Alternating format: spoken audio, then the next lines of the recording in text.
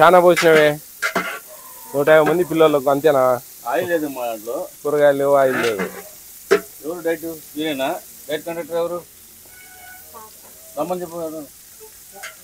ఏది మా ఆయిల్ దాంట్లో ఎంతమంది పిల్లలకి ఇంకెవరైనా ఇన్ఛార్జ్ ఉన్నారు? పక్కరా 120 మంది పిల్లలకంటే నూనె లేదండి. ఏం మా ఆయిల్ తక్కువ ఇచ్చినారు చెప్పిన ఇప్పుడు తెస్తాను. అది కాదు మా దాంట్లో ఏడు ఆయిల్ ఎప్పుడు కాదు. కరెక్టే కాదు చెప్పిన కేజీ బావ ఆయిల్ అని చెప్పిన లెక్కాచారం ప్రకారం వేయాలమ్మా. మా లెక్కాచారం ప్రకారం. ఇప్పుడు మీకు లెక్క తక్కువ ఇచ్చి ఊరుకుంటారా? మరి మాకు తక్కువ పెడితేట మేము ఊరుకోవాలా చెప్పండి? లేదన్నమాట. ఇప్పుడు 10 సార్లు చెప్పండి. ఈరోజు ఎంత ఉందండి మీల్స్ టేకను? 120 సార్. 120 అంటే దాదాపు 1200 రూపాయలు ఇస్తాం దగ్గర దగ్గర. 9 రూపాయలు 69 పైసలు.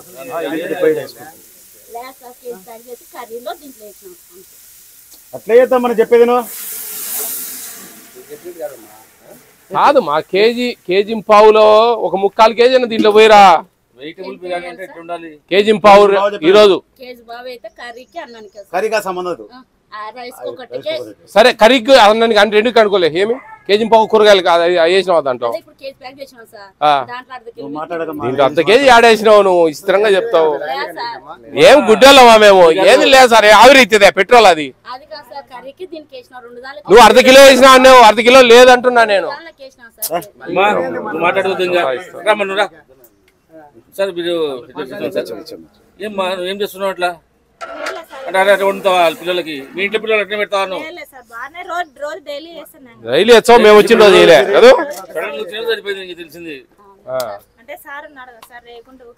ఊకుండే సారుకు చూపించారు మీరు. ఏముందాడా ఏడ కూర్చుంటే ఇదే సారు. ఆయనకేం పనులు ఉండవా? ఇప్పుడు ఒకసారి వచ్చిపోతాడు. మీరు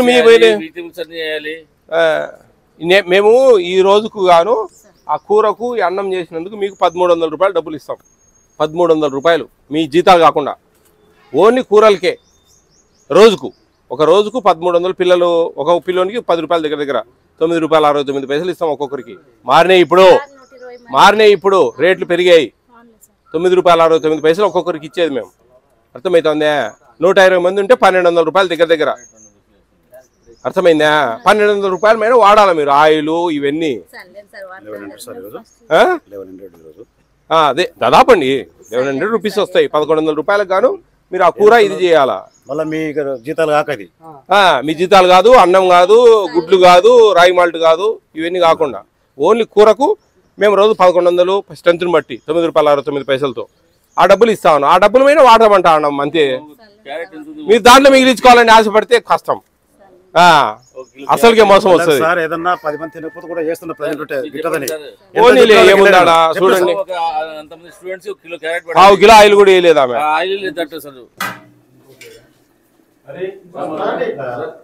గుడ్లు కూడా దీంట్లో వేసారే, ఉడికిపోతాయండి ఇవి.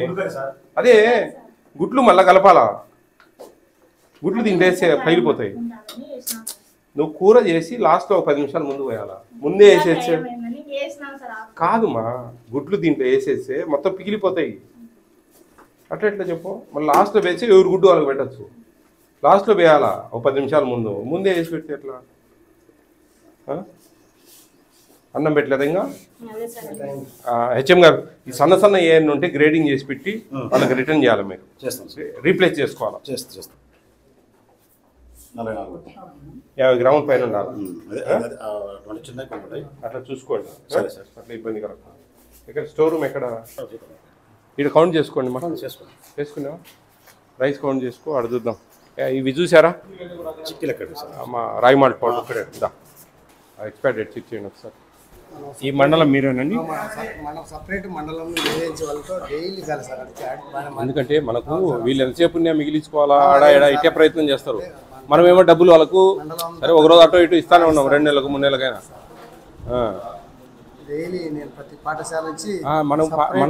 మనం ఇట్లా కాదండి. మీరే ఇప్పుడు చూసారు కదా ఆయిల్ మనకు దాదాపు 1.5 కిలో వేయాలి రెండింటి కలిపి. మరి అసలు 1/2 కిలో కూడా లేదు దాంట్లో. ఎత్తిపాయం కాడ అది కొంచెం ఇబ్బంది కదా. అదే అదే కొంచెము మనకేం లేదు, అబ్జర్వ్ చేయాలి, వాళ్ళతో చేయించుకోవాలి. మనం అంత డబ్బులు ఇస్తాం, డబ్బులు కూడా పెంచింది ఇప్పుడు. ప్లస్ ఇంతకుముందు 5 రోజులు రకరకాల అన్నాలు ఉన్నాయి, ఇప్పుడు ఓన్లీ 4 రోజులు తెల్లన్నమే. డబ్బులు ఆడ మిగిలే వాళ్ళకు, డబ్బులు ఆడ మిగిలే. ఒక్కొక్కరు డబ్బులు కొంచెం బాగున్నాయని చెప్పేసి అడిషనల్ కూడా పెడతా ఉంటారు కొంతమంది. పెద్ద పెద్ద స్కూల్ అయితే ఇప్పుడు 1000 మంది అట్లుంటే కన్నా ఆ వంటోళ్ళు వాళ్ళకి బాగా డబ్బులు మిగులుతూ ఉంటుంది కాబట్టి వాళ్ళు మంచిగా ఇంకా కొంచెం ఏదైనా ఒక చట్నీ చేయడమో లేకుంటే మజ్జిగ ఇయడమో అట్లా చేస్తూ ఉంటారు. వీళ్ళు మిగిలించుకోవాలని ప్రయత్నం చేస్తే 120 మంది మీద మనకి ఇబ్బంది అవుతుంది.